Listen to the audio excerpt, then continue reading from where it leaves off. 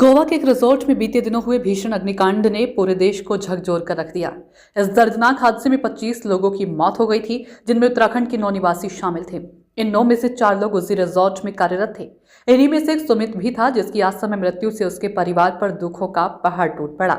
सुमित अपने परिवारों का इकलौता बेटा था और पूरे परिवार की जिम्मेदारी उसी के कंधों पर थी। अचानक हुए इस हादसे के बाद परिवार के सामने गहरा आर्थिक संकट खड़ा हो गया है। सुमित के परिजनों से मिलने कांग्रेस प्रदेश अध्यक्ष गणेश गोदियाल उनके गांव छानी पहुंचे और परिवार को सांत्वना दी।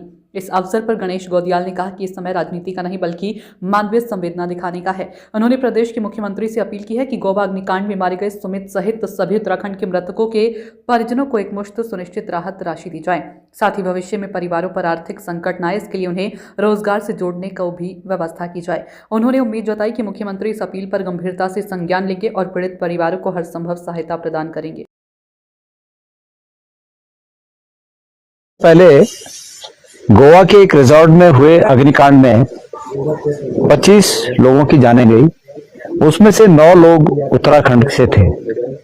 उन 9 लोगों में 5 लोग कर्मचारी थे, उस रिजॉर्ट में काम करने वाले कर्मचारी थे, और 4 लोग उत्तराखंड मूल के दिल्ली में रहने वाले लोग पर्यटक के रूप में वहां गए थे। उसमें से एक बालक जिसका नाम सुमित नेगी और विकासखंड पावो के छानी गांव का रहने वाला था, वो भी शामिल था। और मैं आज उस बालक के गांव में आ रखा हूं। मेरे बगल में उसके पिताजी बैठे हुए हैं, श्री गजेंद्र सिंह जी, और एक ही बेटा था और वो बेटा दुर्भाग्य से काल कलवित हो गया। लेकिन मैं उत्तराखंड सरकार से, खास करके माननीय मुख्यमंत्री पुष्कर सिंह धामी से एक निवेदन करना चाहता हूं। कोई राजनीति की बात नहीं है। इस उम्र में, 29 साल की उम्र में जो बालक हम सबसे विदा हो गया, और अन्य भी हमारे जो उत्तराखंड के साथी हैं, बहुत कम उम्र के हैं, जो काम करने वहां गए थे, और वो हमसे सब उनका जीवन समाप्त हो चुका। उनके घरों में, उन तमाम लोगों के घरों में, जैसे मैं यहाँ पर सुमित के घर में देख रहा हूँ, उसके वृद्ध पिता के आंखों में आंसू देख रहा हूँ, उसकी माता का विलाप देख रहा हूँ, पत्नी का विलाप देख रहा हूँ। तो ऐसे पूरे सभी घरों के चिराग बुझे हैं, उन सब घरों का भी यही हाल होगा।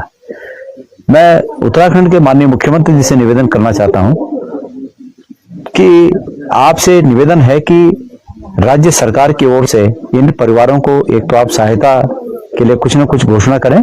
मेरा हाथ जोड़ के निवेदन है, मैं कोई इसमें राजनीति नहीं है, सबकी तरफ से हम हाथ जोड़ के आपसे निवेदन कर रहे हैं कि राज्य सरकार की ओर से इन परिवारों को कुछ राहत की राशि के लिए आप स्वीकृति दें। और दूसरा, इतनी कम उम्र में इनके ये जो चिराग बुझ गए, तो उन बेटियों के लिए, जिन बेटियों का सुहाग उजड़ गया, वो बेटियां सम्मान के साथ अपनी जिंदगी गुजर बसर कर सकें, तो कोई रोजगार के साधन इनके लिए विशेष रूप से उपलब्ध कराए जाएं, कुछ रोजगार उपलब्ध कराया जाए।